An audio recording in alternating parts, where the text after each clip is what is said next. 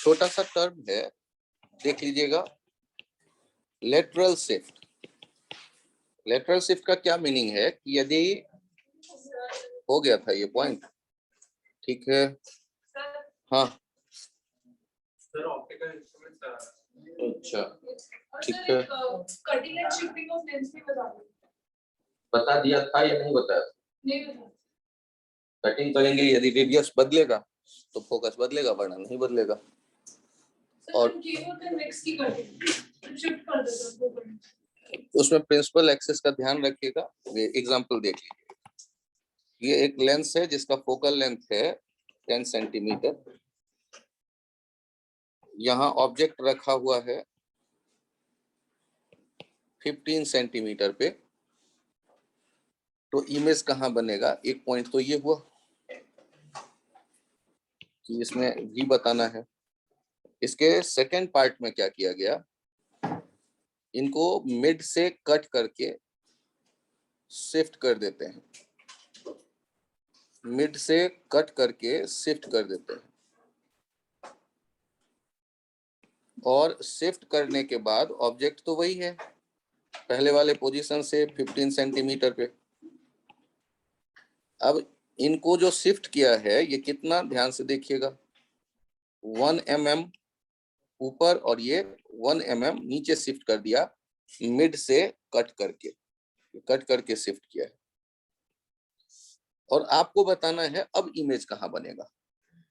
अब इमेज कहाँ बनेगा यदि देखना हो आपको, तो सबसे पहले क्या करिए, प्रिंसिपल एक्सिस ये होगा, ये लेंस L1 के लिए।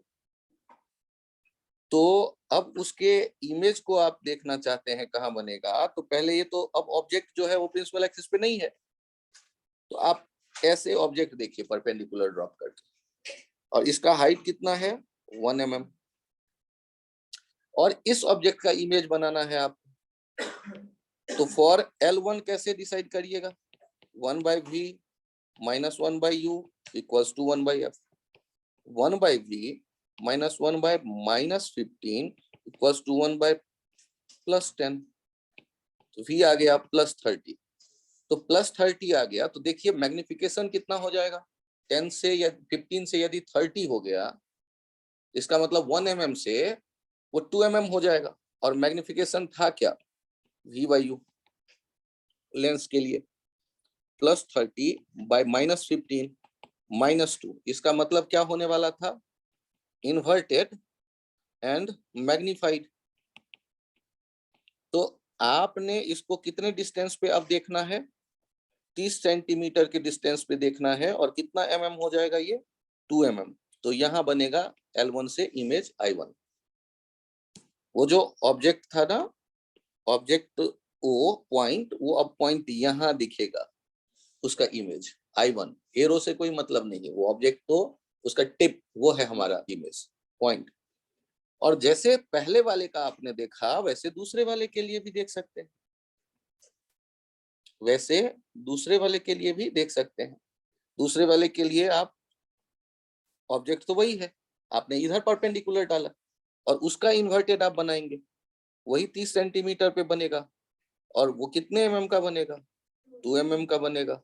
वहां जो इमेज बन रहा है ये L2 से बनने वाला इमेज कहलाएगा। नाम हमने रख दिया इसका I2, इसका नाम रख दिया I2। तो आपने देखा एक ऑब्जेक्ट कितने में बदल गया, 2 इमेजेस में बदल गया। ये पॉइंट क्लियर। यहां हमने देखा कि एक ऑब्जेक्ट रखा हुआ था प्रिंसिपल एक्सिस पे, पहले तो एक ही इमेज बन रहा था, फिर मैंने लेंस को बीच से कट किया और उसको ऊपर नीचे शिफ्ट कर दिया। ध्यान रखिएगा जो प्रिंसिपल एक्सिस होता है वो वही मिड पॉइंट से वहीं से गुजर रहा होगा। तो अब प्रिंसिपल एक्सिस दोनों लेंस के अलग अलग आप देखना शुरू कर चुके। इसी क्वेश्चन के दूसरे तरह से जो पूछा जाता है, क्या मैं पेज चेंज करूं?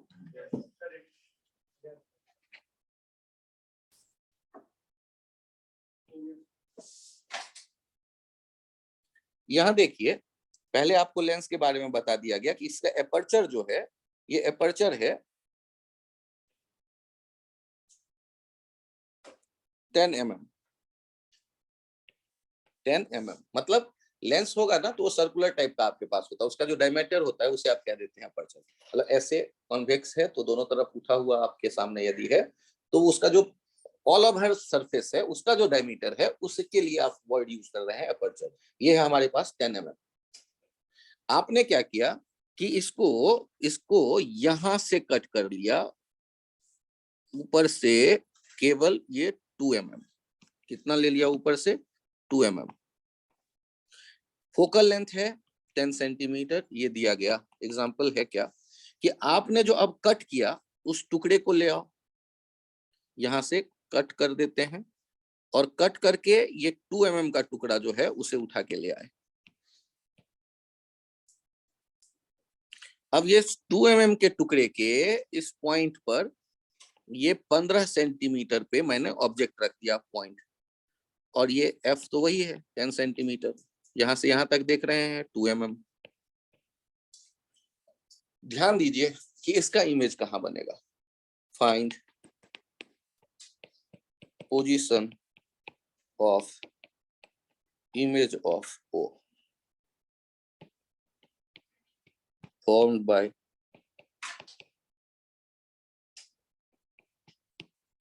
the smaller cut part of the lens।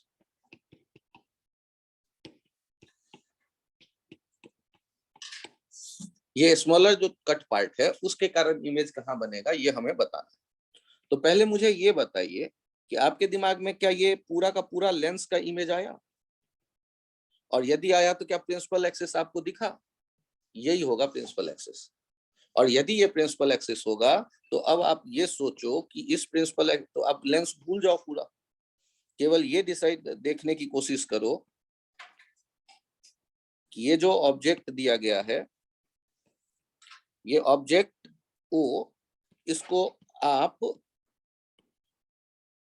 Arrow देके प्रिंसिपल एक्सिस से पे रखा गया।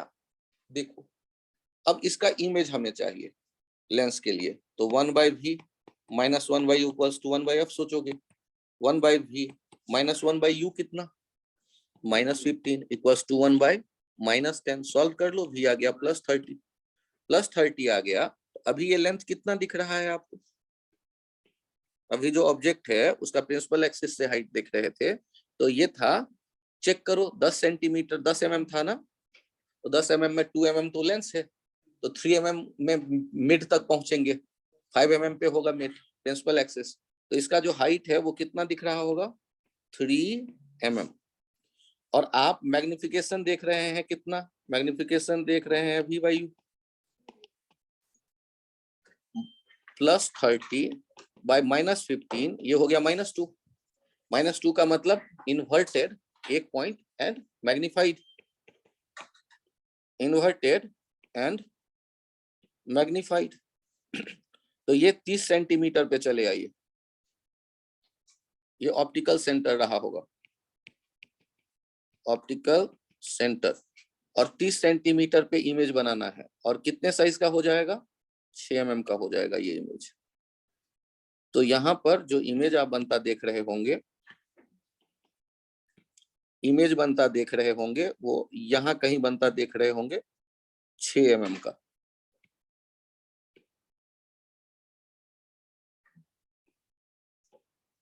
कितना mm, 6 mm। 6 mm क्यों, डबल डिस्टेंस हो गया ना, तो डबल डिस्टेंस हो गया तो डबल साइज का वो, मतलब डबल हाइट भी हो गया होगा। और आपका वो पॉइंट है इमेज, पॉइंट वो जो आपने मार्क किया टिप एरो का, तो ये जो कट वट करेंगे उस समय ऐसे सोचिए, कोई और बड़ा काम तो यहाँ है नहीं।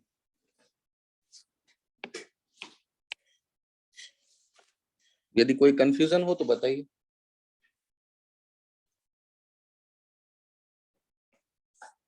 यहाँ नेक्स्ट पॉइंट में आइए, हेडिंग दे दीजिए सिंपल माइक्रोस्कोप, ऑप्टिकल इंस्ट्रूमेंट में पहला, ऑप्टिकल इंस्ट्रूमेंट्स सिंपल माइक्रोस्कोप।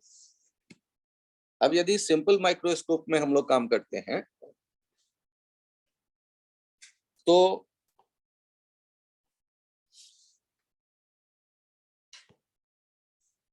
ये बड़ा सिंपल है, कॉन्वेक्स लेंस होता है सिंपली, और इसके फोकस के भीतर यदि कोई ऑब्जेक्ट रखा जाए तो उसका कैसा इमेज दिखता है, मैग्नीफाइड। ये तो आप जानते ही, वर्चुअल ऑब्जेक्ट हुआ और ये इमेज।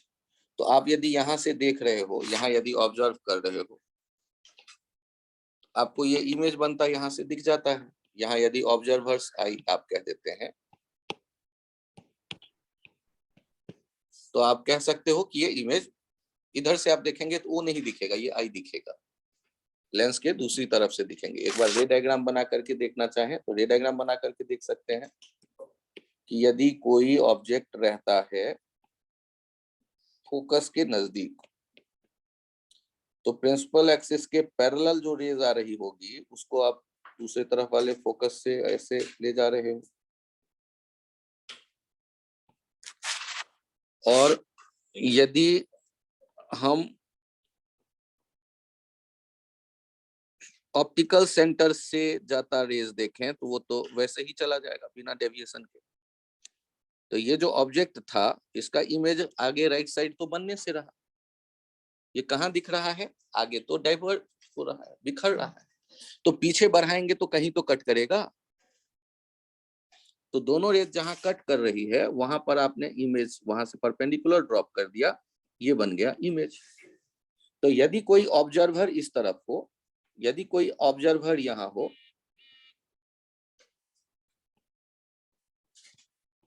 तो उसको इमेज कहाँ दिख रहा होगा, ऑब्जेक्ट तो दिखेगा नहीं, उसको क्या दिखेगा, ये इमेज दिखेगा। और कैसा है इमेज, मैग्नीफाइड। तो आप देखते हो मेडिकल शॉप पे जो बड़े छोटे छोटे अक्षरों में दवाइयों के कंपोजिशन लिखे होते हैं, प्राइस लिखे होते हैं, तो कई बार शॉपकीपर वो एक लेंस लेकर के देखता है कि क्या लिखा हुआ है, तो वो पढ़ने के लिए जो छोटा सा एक लेंस देखते हैं, that is simple microscope. Simply एक कन्वेक्स लेंस है वो, और कुछ खास नहीं।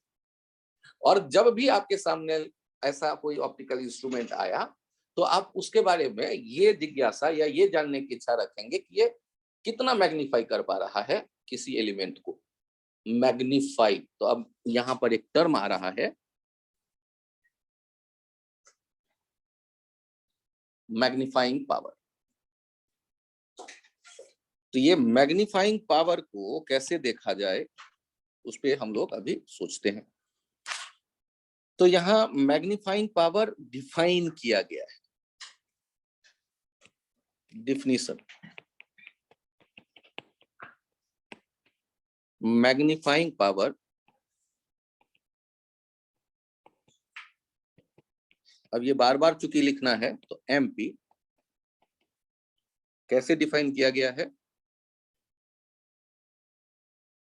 इसके बारे में 2 मिनट रुक के विचार करते हैं। पहले आप लोग सोचो और मुझे बताओ।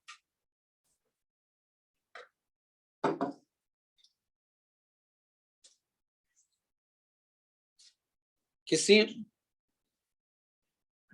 बिल्डिंग को उसके नजदीक में खड़े होके देखो और उसकी जो हाइट फील आ रही है आप उसी बिल्डिंग को दूर से देखो, तब जो उसकी हाइट फील आ रही होती है आप, क्या एक ही जैसा? दूर से देखते हो तो क्या उतना ही हाइट फील आता है? तो क्या आपके दूर जाने पे 1-2 माले उतार के रख लिए गए? नहीं। तो ये जो फील आता है कि बड़ा या छोटा, ये डिपेंड करता है कि जिस ऑब्जेक्ट को आप देख रहे हैं वो आपके आंखों पे कितना एंगल सबटेंड कर रहा है। मीन्स कि यदि किसी ऑब्जेक्ट को आप देख रहे हैं तो मान लो ये है ऑब्जेक्ट और ऑब्जेक्ट को यहां से देखा जा रहा है,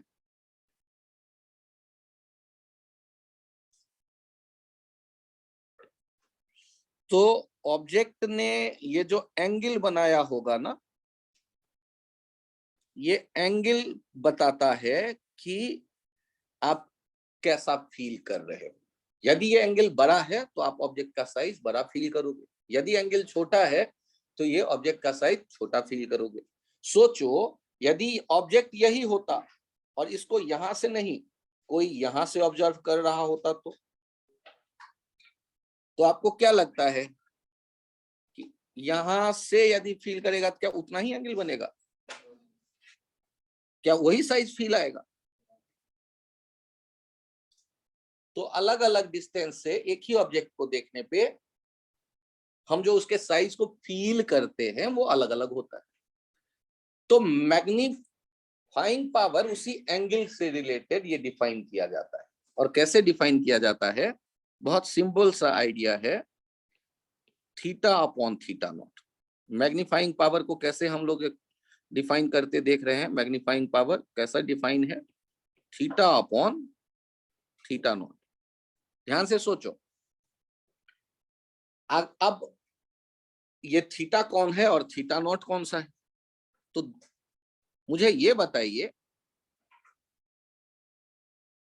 मैग्नीफाई हुआ कंपेयर किससे करोगे? तो माइक्रोस्कोप को लेकर हमने देखा, दवाई के डब्बों पे जो छोटे छोटे अक्षर में उसका प्राइस लिखा है, हम वो देखने की कोशिश करते हैं, छोटे एलिमेंट को देखने की कोशिश करते हैं। या माइक्रोस्कोप लेके कुतुब मीनार देखेंगे? नहीं। तो छोटे छोटे एलिमेंट देखते हैं। तो पहला पॉइंट तो ये सोचो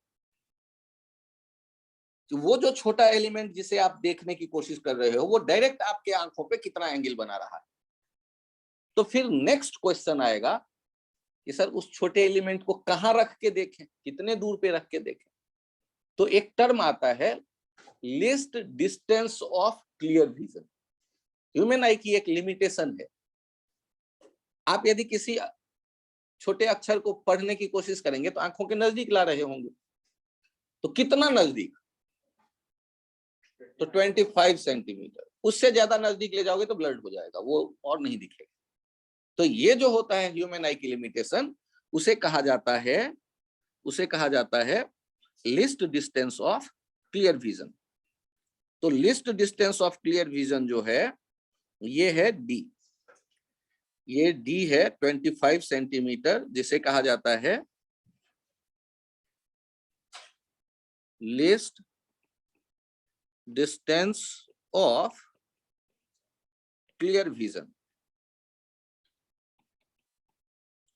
ये लिस्ट डिस्टेंस फॉर नॉर्मल आई, ये नहीं कि आंखें मेरी खराब हो, तो फिर तो वो अलग हो जाएगा। नॉर्मल आई, अरे आई भी किसका? तो ह्यूमन का कर लेना और ज्यादा क्लियर करना चाहो। अब ये list distance of clear vision है हमारे पास 25 सेंटीमीटर।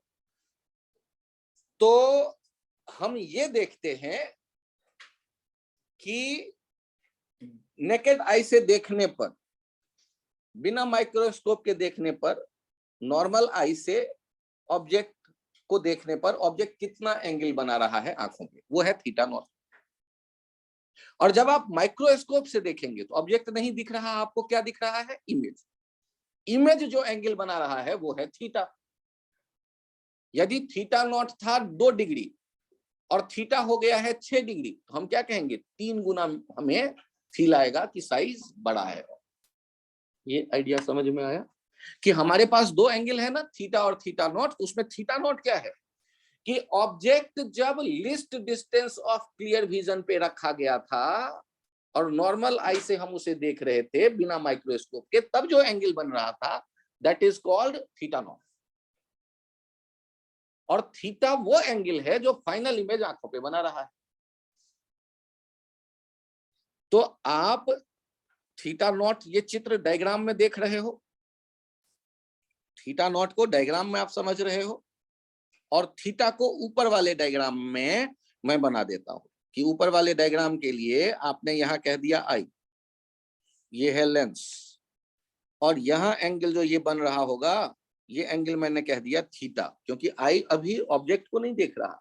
आई किसे देख रहा होगा? इमेज को। इमेज जो एंगल बना रहा है वो थीटा। अच्छा ये देखना, ये है मान लो u और ये है v, और फोकस के भीतर ही होगा कहीं ऑब्जेक्ट, तभी वर्चुअल मैग्नीफाइड इमेज बनता है। ये है हाइट ऑफ ऑब्जेक्ट और ये है हाइट ऑफ इमेज। ये चित्र में बातें आपको बताई गई। अब जब हम माइक्रोस्कोप की बात कर रहे हैं तो ऑब्जेक्ट भी बहुत छोटा होगा, ऑब्जेक्ट ने आंखों पे एंगल जो बनाया होगा वो भी छोटा होगा। स्मॉल एंगल अप्रोक्सीमेशन आप यूज कर सकते हैं। स्मॉल एंगल अप्रोक्सीमेशन क्या कहेगा? थीटा बाई थीटा नॉट को क्या लिखते हैं स्मॉल एंगल अप्रोक्सीमेशन से? Tan theta upon tan theta naught लिख देते हैं। किसके कारण? स्मॉल एंगल अप्रोक्सीमेशन के कारण।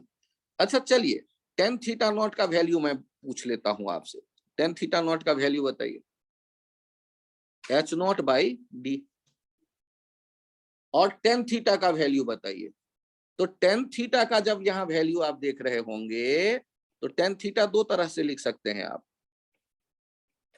एक तो लिख सकते हैं H of image upon V, या दूसरा लिख सकते हैं H of object upon U, क्योंकि वहां सिमिलर ट्रायंगल है। तो हमने उठाकर लाया यहाँ टेन थीटा का value H of object upon you. ऐसा क्यों कर दिया सर आपने?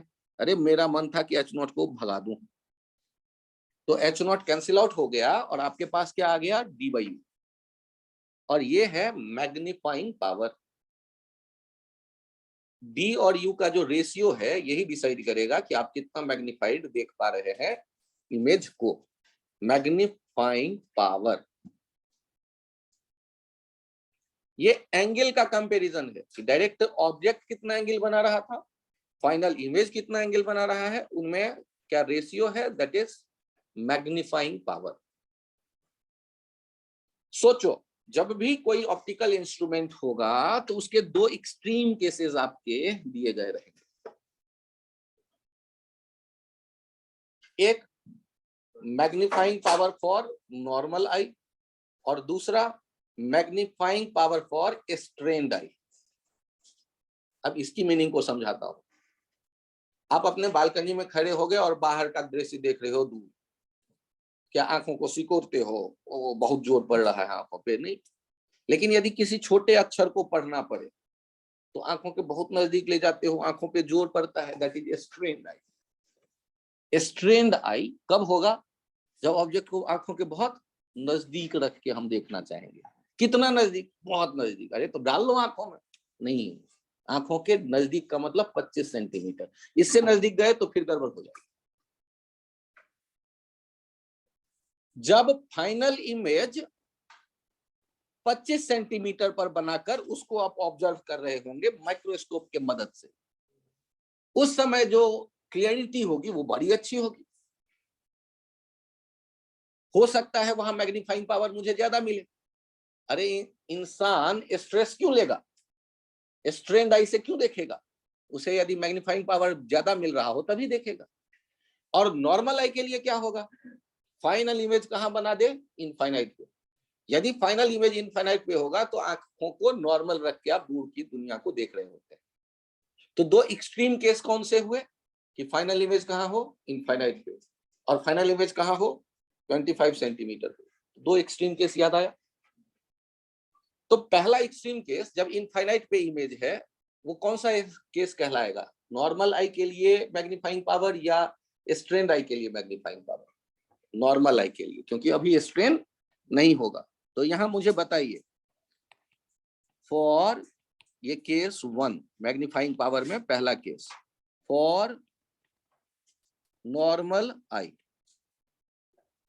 नॉर्मल आई के लिए क्या कंडीशन है?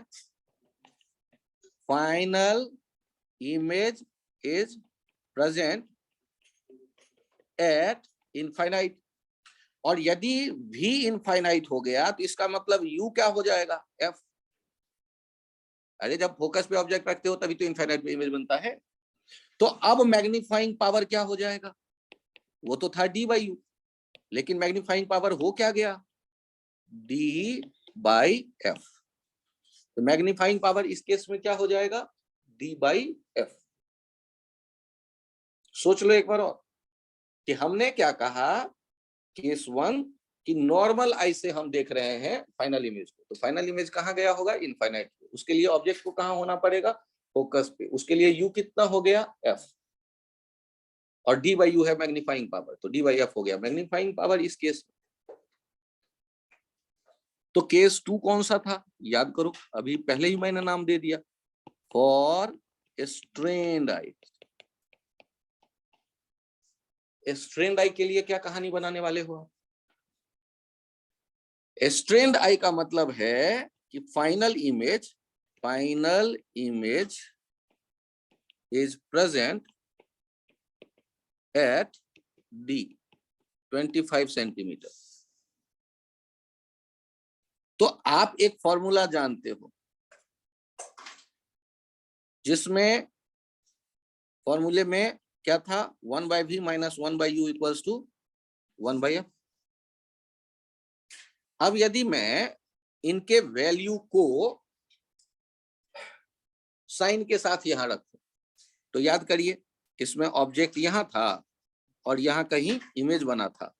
ये इमेज है d और ऑब्जेक्ट है u, फोकल लेंथ है f।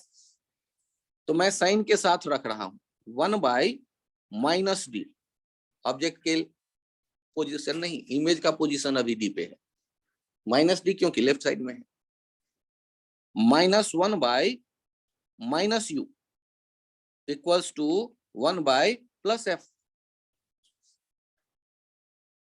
हमारे पास ये वैल्यूज आए, हमें चाहिए क्या, तो d से मल्टीप्लाई कर देता हूं मैं दोनों तरफ, तो -1 माइनस प्लस d/u और ये d/f, मैंने d से मल्टीप्लाई किया दोनों तरफ, और d/u मेरे पास कितना आ गया, d/f + 1, और ये d/u ही क्या था, मैग्नीफाइंग पावर। तो मुझे बताइए अब मैग्नीफाइंग पावर कितना मिल रहा है आपको? क्या स्ट्रेन लेने का कोई फायदा मिला? मैग्नीफाइंग पावर बढ़ा, कितना बढ़ा, 1, इसलिए हमने स्ट्रेन लिया। तो दो एक्सट्रीम केस हमेशा एनालाइज करेंगे जब भी ऑप्टिकल इंस्ट्रूमेंट के मैग्नीफाइंग पावर की बात करेंगे। एक तो नॉर्मल केस हुआ, जनरल केस हुआ, और दो एक्सट्रीम, फाइनल इमेज इनफाइनाइट पे हो, फाइनल इमेज डी पे हो। ये काम माइक्रोस्कोप की जब बात करें तो छोटे छोटे एलिमेंट होंगे और ये काम आप कर सकते हैं। Microscope complete, simple microscope complete हो गया। क्या पूछेगा सर? डाटा देके या तो मैग्नीफाइंग पावर पूछेगा, या नॉर्मल आई के लिए मैग्नीफाइंग पावर पूछेगा, या स्ट्रेन्ड आई के लिए मैग्नीफाइंग पावर पूछेगा। अच्छा मुझे ये बताओ, कुछ नहीं कहा गया और सीधे मैग्नीफाइंग पावर पूछ ले, तो इंसान स्वभाव से आलसी होता है, तो कौन सा चुनेगा? नॉर्मल आई, d/f। मतलब कि यदि हमसे कुछ नहीं कहा गया तो कौन सा खुश हो जाए सुनने वाला? ये इंसान स्वभाव से आलसी होता है। कुछ नहीं कहा जाए तो ये बताएंगे, कुछ कहा जाए, भाई ऑब्जेक्ट यहां रखा, मतलब जनरल फॉर्मूला d/u।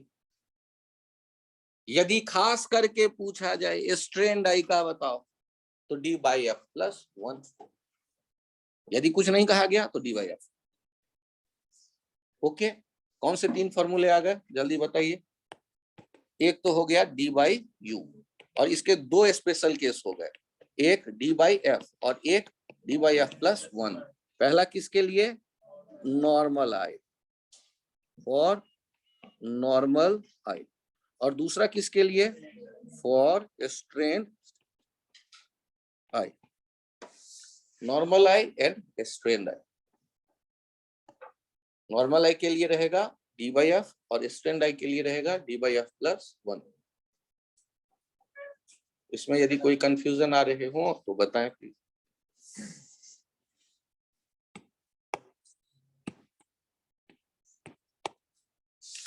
अब ये सारा कहानी है सिंपल माइक्रोस्कोप के लिए, ध्यान रखिएगा, दूसरे के लिए मत अप्लाई कर दीजिएगा। सिंपल माइक्रोस्कोप, तो पूरे कहानी के बाद याद रखने का यही है आइडिया। और इसमें चूंकि फाइनल इमेज इरेक्ट बनता है, सीधा बनता है, तो ये जो मैग्नीफाइंग पावर रहेगा हमेशा प्लस में ही हम देखेंगे, क्योंकि फाइनल इमेज हमारा क्या दिख रहा है? इरेक्ट। तो सर क्या फाइनल इमेज इन्वर्टेड बनेगा तो माइनस लगा दें पीछे, तो हाँ किताबों में लगा दिखता है, क्योंकि एक सेंस है अपने पास। यदि माइनस होता है मैग्नीफाइंग पावर तो दिमाग में आ जाता है इन्वर्टेड वन। जैसे सिंपल मैग्निफिकेशन में भी -1/2 आता है, तो समझ जाते हैं इन्वर्टेड बना माइनस। तो यदि कभी इन्वर्टेड बन रहा होता है तो एक माइनस पकड़ के रख देते हैं, ऐसा किताबों में दिखता है। और प्लस माइनस तो बाद की बात है, पहले मुझे पता तो चले मैग्नीफाइड हुआ कितना, तो वो तो दिख रहा है अपने पास। और यदि ये सिंपल था तो दूसरा कौन सा कॉम्प्लिकेटेड होगा, लेकिन नाम तो ऐसा ही है, कंपाउंड माइक्रोस्कोप। Compound microscope. अब कंपाउंड माइक्रोस्कोप का क्या चक्कर है, इसमें 2 लेंस है, L1 L2, focal length f1 f2, और इनका नाम एक जो ऑब्जेक्ट के तरफ है उसे ऑब्जेक्टिव कह देते हैं, ऑब्जेक्टिव लेंस। और दूसरा जो देखने वालों के आंख के नजदीक होगा, आईपीस लेंस। लेंस 2 होंगे कंपाउंड माइक्रोस्कोप, एक जो ऑब्जेक्ट की तरफ रहेगा और दूसरा जो ह्यूमन आई जो ऑब्जर्व कर रहा है ऑब्जर्वर की तरफ हो।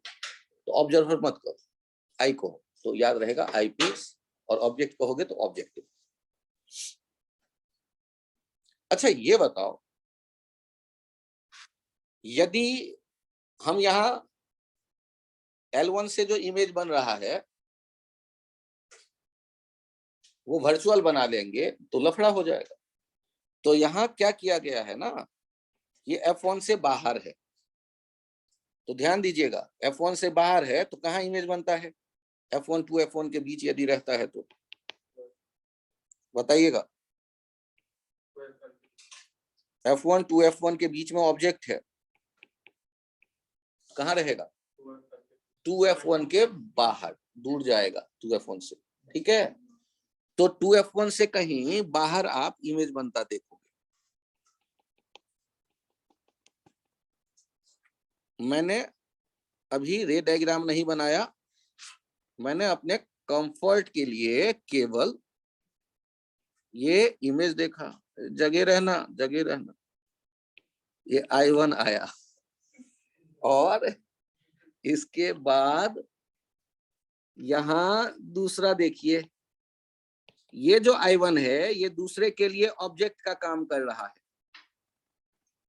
और ये उसके फोकस के F2 के भीतर है, दूसरे के फोकस के भीतर है। तो वो उसका इमेज कहाँ बना देगा, वो उसका इमेज I2 या फाइनल इमेज जो बना देगा वो आगे कहीं बना देगा, आगे कहीं बना देगा। मैंने रे डायग्राम नहीं बनाया, केवल हमने काम के वो लाइन खींचे जिनसे हम मैग्निफिकेशन को समझ सके। और हमने केवल एक रे लिया है, ऑप्टिकल सेंटर से जाने वाला रे, वो नहीं मुड़ता है। तो मैंने उसके लगभग एक एनालिसिस किया, ऐसा कुछ बन गया।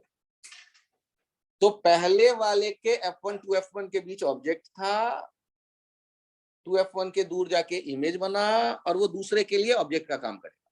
और दूसरे के यदि फोकस के भीतर ही वो ऑब्जेक्ट होगा तो मैग्निफाइड इमेज वर्चुअल बनेगा। और देखने वाला यहाँ अब कहां पर हम सोचें, देखने वाले को यहाँ ऑब्जर्व करिए, आई।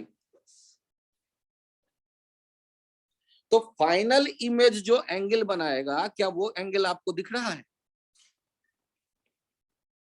फाइनल इमेज जो एंगल बनाएगा क्या वो एंगल दिखा आप लोगों को, फाइनल इमेज। ये जो आई है 2, इसे कह रहे हैं फाइनल इमेज। ये जो लेंस F2 पे L2 पे एंगल बनाएगा वही आंख उसी के बगल में होगा, आंखों पे बनने वाला एंगल वही होगा, थीटा। थीटा दिख गया आपको।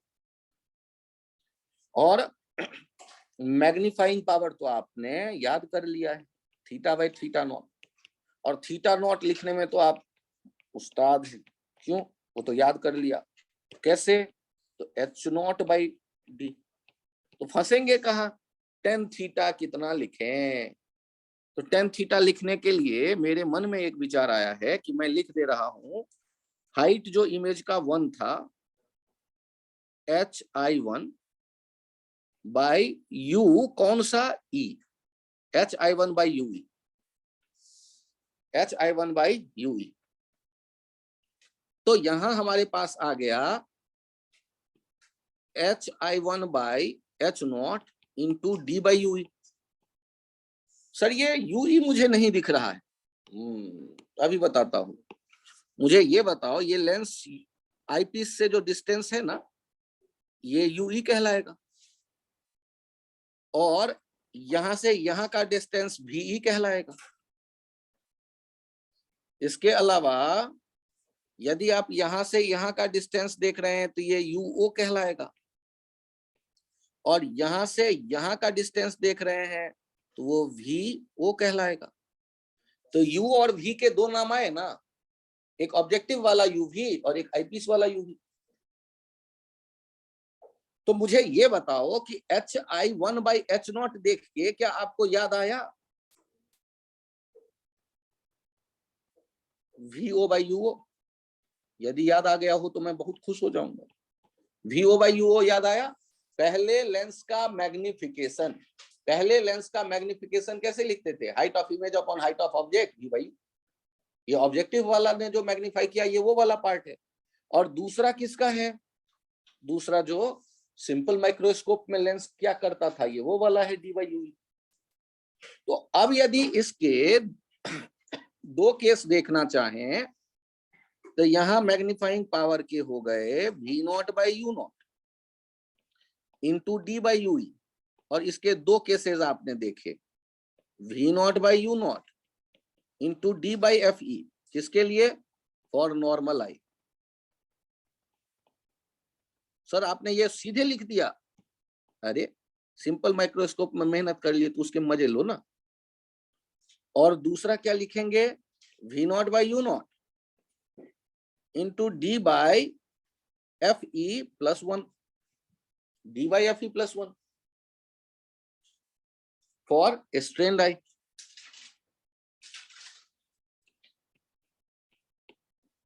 यदि हम इतना चर्चा कर लें तो ये काम कंप्लीट हो जाएगा। किसके लिए? ये काम कंप्लीट हो गया कंपाउंड माइक्रोस्कोप के लिए। सिंपल माइक्रोस्कोप में भी दो केस थे और वही केस यहां भी हमने कॉपी कर दिए, केवल ये आईपीस के लिए कॉपी किया है और ऑब्जेक्टिव के लिए simple magnification V by U use किया है। ऑब्जेक्टिव ने क्या किया? वी बाई यू वाला आइडिया दिया, और आईपीस ने क्या किया? वो मैग्निफिकेशन वाला जो अब डिराइव किया था आपने सिंपल माइक्रोस्कोप के लिए, वो वाला। तो डी बाई यू ई और डी बाई एफ ई हो गया नॉर्मल आई, और D by F E plus 1 हो गया स्ट्रेन्ड आई के लिए। सबसे ट्रिकी होता है कि ये हमें याद रहे, और वो भी एग्जाम के टाइम पे याद रहे, जो किया रहता नहीं। तब हम सोचते हैं कि हम डिराइव कर लेंगे, वो भी पॉसिबल नहीं लगता रहता। तो बोर्ड में तो आपको इसका रे डायग्राम पूछ लेगा जब थ्योरी वाला होगा बोर्ड, लेकिन जब आप बात करेंगे कॉम्पिटिटिव एग्जाम के तो आपको ये फॉर्मूले के सारे स्टेप्स, नॉर्मल आए, स्टैंड आए, वो सारी कहानी याद होनी चाहिए। ये तो 2 मिनट में भूल जाएंगे, तो भूलना हो तो भूलो, कोई दिक्कत नहीं। चलो पहले मुझे ये बताओ, जब हम बात कर रहे थे सिंपल माइक्रोस्कोप के लिए तो कितने लेंस थे? केवल एक। तो वो वैल्यू क्या था? डी बाई यू, और उसके दो केसेस हो गए थे F by E, D by F, और दूसरा D by F plus 1 for normal, for strain. ध्यान से देखिए, जब बात कर रहे हैं कंपाउंड माइक्रोस्कोप के लिए, कंपाउंड माइक्रोस्कोप के लिए, तो यहां मैग्निफिकेशन जब देख रहे हैं तो M objective into M eyepiece, ऐसे सोच लें। दो है ना ऑब्जेक्टिव आईपीस। ऑब्जेक्टिव में अकल ना लगाएं, V0 बाई U0, और आईपीस में भी अकल ना लगाएं। जो मेहनत किया था वो ला के रख दो, डी बाई। और फिर इसके दो केस बना दो, V0 by U0 into D by F E, और V0 दूसरा case V0 by U0 D by F E plus 1। तो ये हो गया for normal eye, for normal eye, और दूसरा हो जाएगा फॉर स्ट्रेन्ड आई।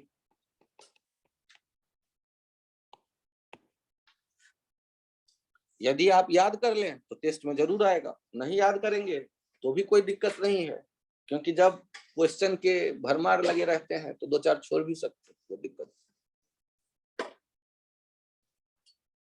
आप फिलहाल मुझे ये बताइए कि क्या याद करने में 25 दिन लगेगा, या 2-4 बार देखोगे लिखोगे याद हो जाएगा?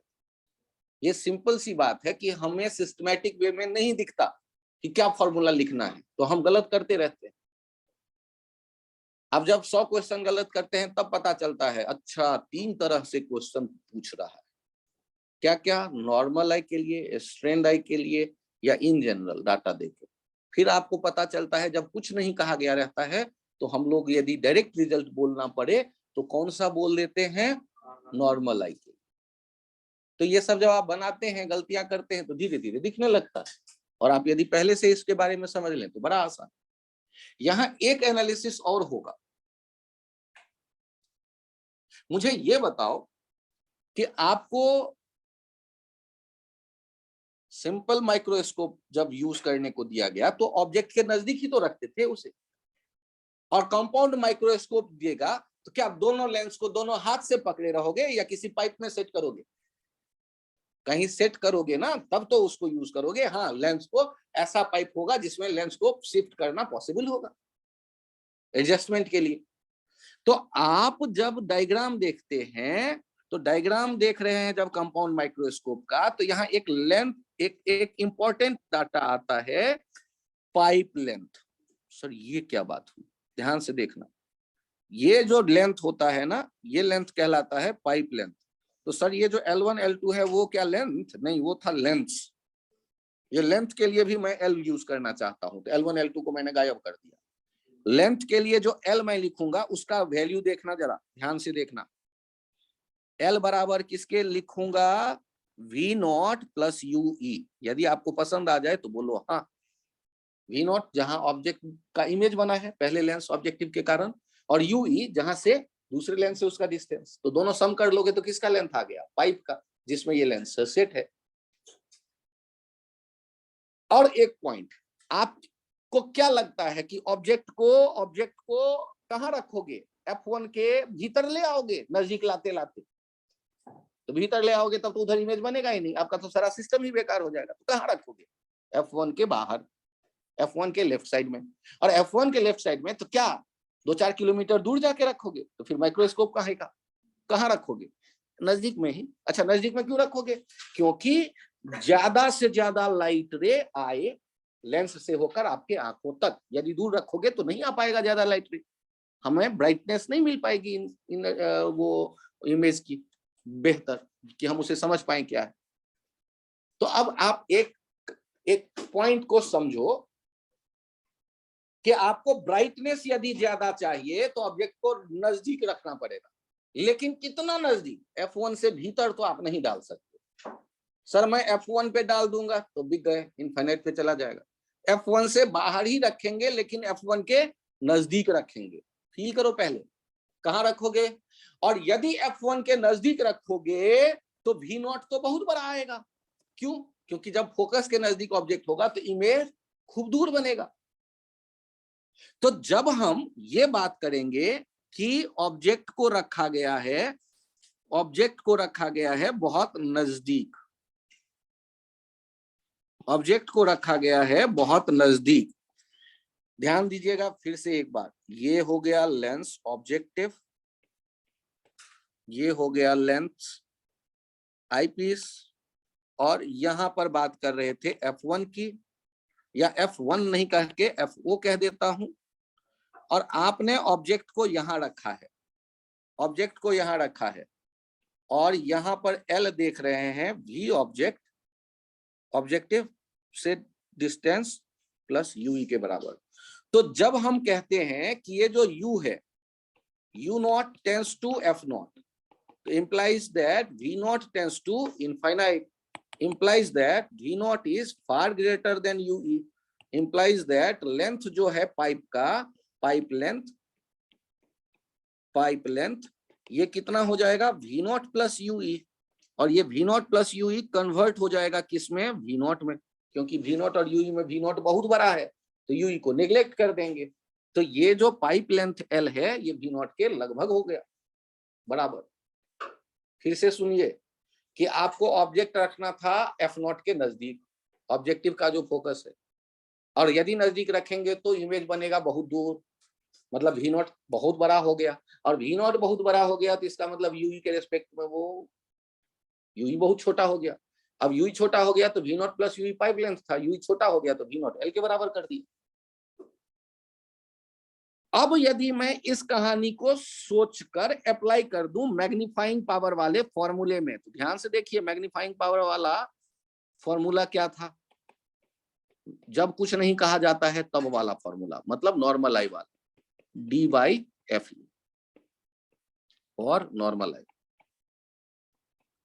इसमें मुझे ये बताइए कि ये V नॉट के बदले क्या मैं L लिख दूं और U नॉट के बदले क्या F नॉट लिख दूं और D बाई एफ। इस फॉर्मूले का एक खास यूज है, मैग्नीफाइंग पावर बताने में इसका यूज नहीं करते, इसको मैं डब्बे में भी नहीं डालूंगा, इसका केवल एक यूज है। वो क्या, आपसे पूछे कि आपके पास 10 सेंटीमीटर वाला फोकल लेंथ का एक लेंस है और दूसरा 20 सेंटीमीटर वाले फोकल लेंथ का एक लेंस है, उन दोनों लेंस में से किसको आप ऑब्जेक्टिव बनाओगे और किसको आई पीस बनाओगे, तुक्के भेरो कुछ भी बोल दो। तो आप कहोगे कि सर छोटा वाला जो है एफ नॉट ले लेते हैं, मैग्नीफाइंग पावर बढ़ जाएगा। तो मैं याद दिलाऊंगा भाई दोनों के दोनों नीचे, अब छोटा वाला लो एफ नॉट या बड़ा वाला लो एफ नॉट, मैग्नीफाइंग पावर पे कोई प्रभाव नहीं पड़ेगा। तो एफ नॉट और एफ में कौन छोटा हो ये कैसे डिसाइड किया जाए, सोचो आप अपना लॉजिक कुछ बनाओ। तो आप क्या चाहते हो, ब्राइट इमेज बने। ब्राइट इमेज कब बनेगा, जब ऑब्जेक्टिव लेंस ऑब्जेक्ट के नजदीक हो। ऑब्जेक्टिव लेंस ऑब्जेक्टिव के नजदीक कब होगा, जब उसका फोकस छोटा हो, क्योंकि फोकस से नजदीक तो रख नहीं सकते। तो अब बताओ क्या होना चाहिए, to get bright image, to get bright image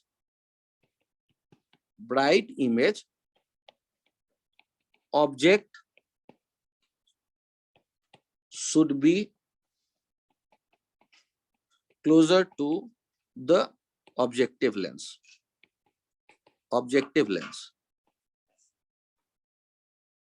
but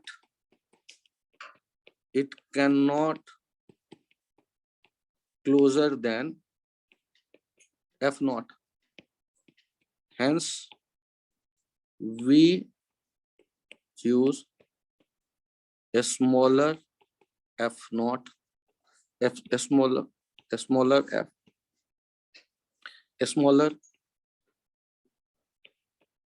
focal length for the objective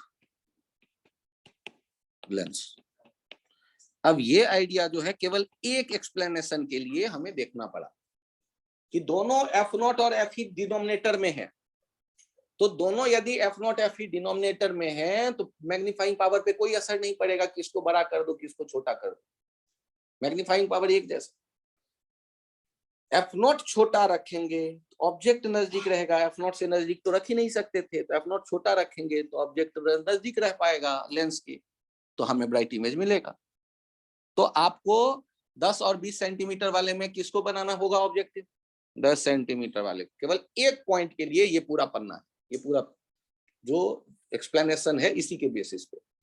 पहले हमने कहा कि ऑब्जेक्ट एफ नॉट के पास है तो यू नॉट हो गया एफ नॉट, उससे फिर हमने देखा वी नॉट बहुत बड़ा हो गया, फिर हमने देखा वी नॉट पाइप के लेंथ के बराबर हो गया, तो कहानी बनते बनते चली आई V naught by U naught D by F E, L by F naught D by F E, F naught F E दोनों डिनोमिनेटर में।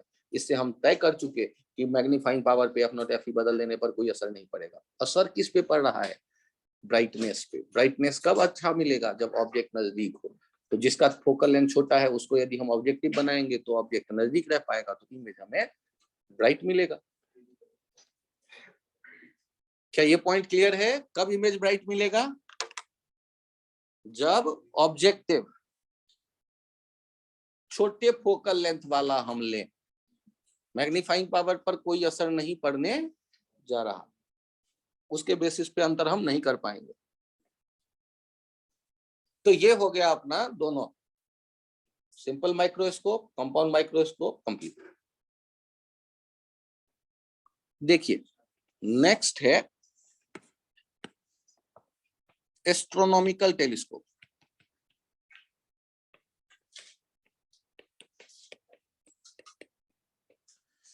एस्ट्रोनॉमिकल टेलीस्कोप में याद करो, आपने जो भी कोई एड देखा हो या खुद टेलीस्कोप खरीदा हो, तो क्या इसमें क्या एक ही लेंस रहता है? हाँ सर, मैं तो दवा वाले दुकान वाले से ले लेता हूँ लेंस, उसी से चंदा मामा को देख लेता हूँ। ऐसे नहीं चलेगा, आपको कम से कम 2 लेंस का ही सिस्टम बनाना पड़ेगा। और वो जो 2 लेंस का सिस्टम बन रहा होगा, इसमें ये क्या करता होगा, तो ध्यान से सुनिए। ये जो इनफाइनाइट से रेज आ रही होगी, इनफाइनाइट से रेज आ रही होगी, सर इनफाइनाइट से क्यों? हाँ, तो मंगल ग्रह कौन सा आपके पड़ोस में रहता है, तो इनफाइनाइट से ही तो रेज आएगी। तो इनफाइनाइट से जो रेज आ रही होगी, उसका इमेज कहीं बनेगा, कहाँ बनता होगा? फोकस पे। इनफाइनाइट वाला कहाँ बनेगा इमेज? फोकस पे। और वो जो आप देख रहे होंगे, उसका जो इमेज बनता होगा, वो ऑब्जेक्टिव फिर उसे बना देता होगा। तो ये इमेज 1 और ये इमेज 2 और ये फाइनल इमेज, फाइनल इमेज। ये हो गया ऑब्जेक्टिव, ऑब्जेक्टिव, और ये हो गया आईपीस। यहां होगा कहीं आई, जिसे हम देख रहे हैं फाइनल इमेज। और फाइनल इमेज जो एंगल बनाएगा, फाइनल इमेज जो एंगल बनाएगा आंखों पे, दैट इज थीटा। अरे तुम लोग कहाँ कहानी पका रहे हो? कटम कुट्टा गेम खेल रहे हो क्या? यहां देखो, अब मुझे ये बताओ, तो आपने मैग्नीफाइंग पावर में क्या सोचा कि बहुत मेहनत मैं लेंस में कर चुका, माइक्रोस्कोप में कर चुका, मैं ज्यादा मेहनत तो करूंगा नहीं, लिख दूंगा थीटा बाय थीटा नॉट। अब थीटा नॉट डिफाइन करो। मंगल ग्रह को पकड़ के आंखों के पास 25 सेंटीमीटर पे लाऊंगा। कहां से लाओगे? इसका मतलब अब थीटा नॉट कैसे डिफाइन करोगे? ढेरों तुक्का। तो मंगल ग्रह को पकड़ के कहां से लाओगे? इसका मतलब है कि थीटा नॉट में कुछ गड़बड़ है। आपको क्या लगता है, आपको क्या लगता है कि थीटा नॉट जो है, क्या ग्रह, मंगल ग्रह को इधर उधर कर सकते हो? नहीं। तो अर्थ पे जो वो एंगल बना रहा होगा, वही हो गया थीटा नॉट। और यदि लेंस के मदद से वो theta naught final image 2 theta naught में बदल जाए, तो मैग्नीफाई हो गया। तो थीटा नॉट चित्र में देखो, यहां देखो, ये जो बन रहा है angle, that is theta naught. जो इनफाइनाइट से रेज आ रही, अर्थ पे एंगल बनता, तो ऑब्जेक्टिव पे भी वही एंगल बनेगा जो अर्थ पे बनेगा, कहीं से भी देखने पे।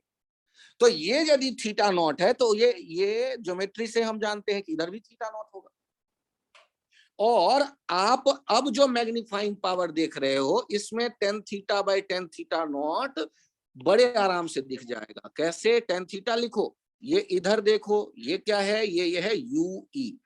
और इधर देखो, ये क्या है, VO। लेकिन VO किसके बराबर है? FO के बराबर है, क्योंकि इनफाइनाइट के ऑब्जेक्ट का इमेज फोकस पे बनता है। अब मुझे बताओ, इसे हम कह देते हैं HI1। तो कैसे लिखोगे tan थीटा नॉट और कैसे लिखोगे tan थीटा? तो HI1 बाई UE, ये हो गया tan थीटा, और HI1 by VO, that is FO, ये हो गया।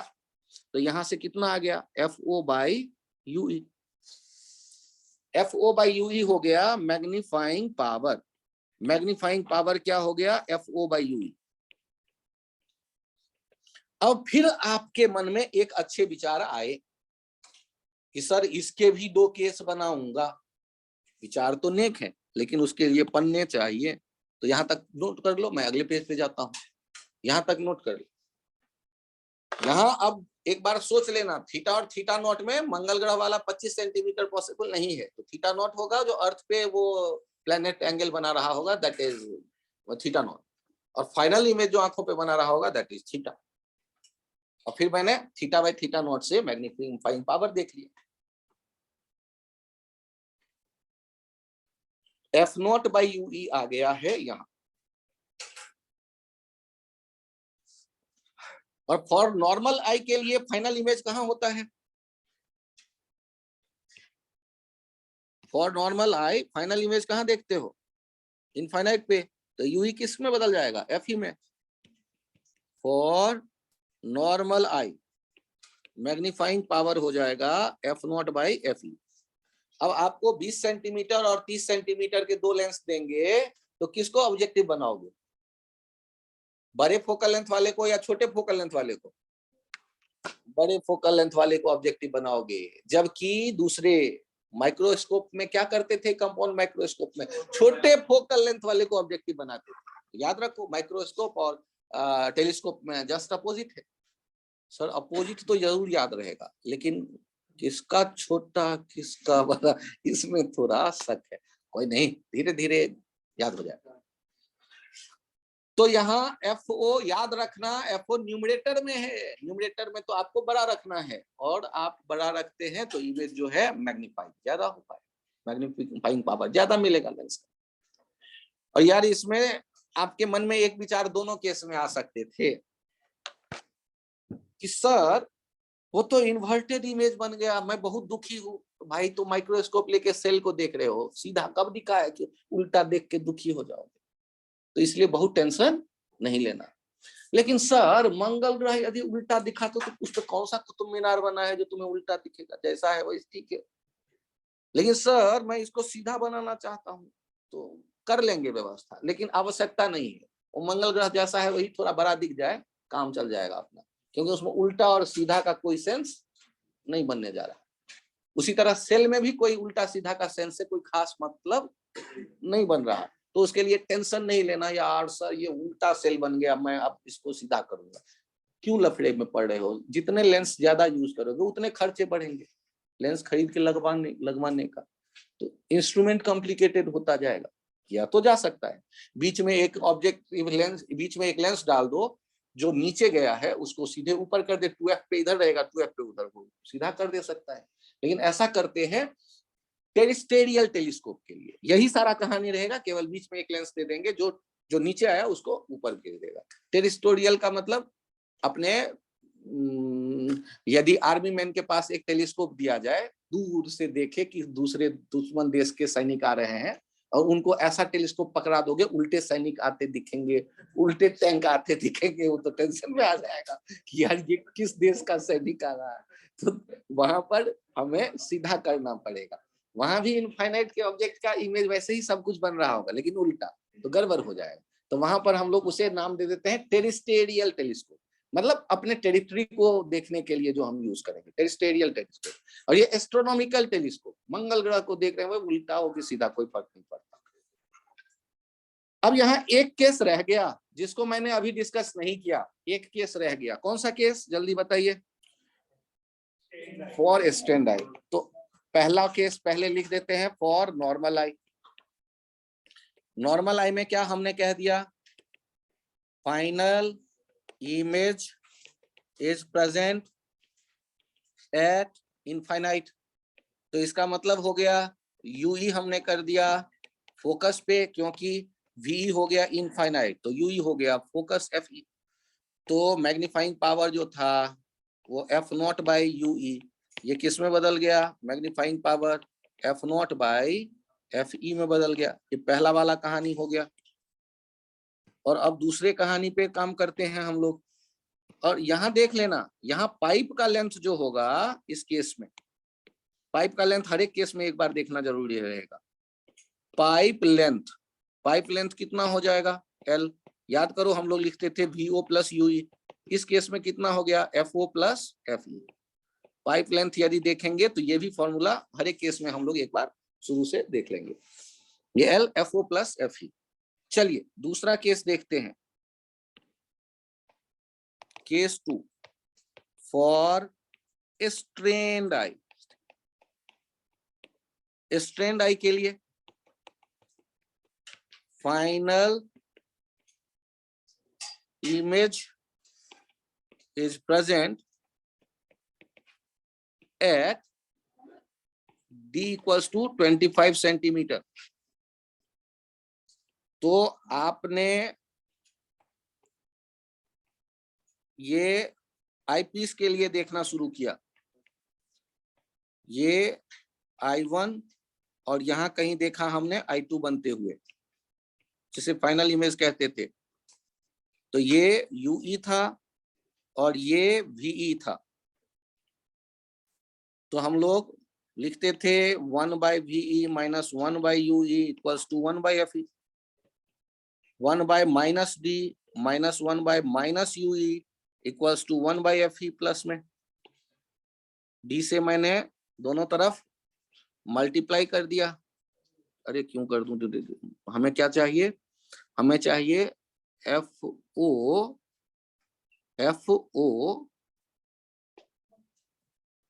By UE। तो प्लस 1/UE है और राइट साइड में चले आए 1/FE प्लस 1/D और FO से मल्टीप्लाई कर दो, FO/UE equals to FO/FE plus FO/D। और यही क्या मिल गया हमें, मैग्नीफाइंग पावर।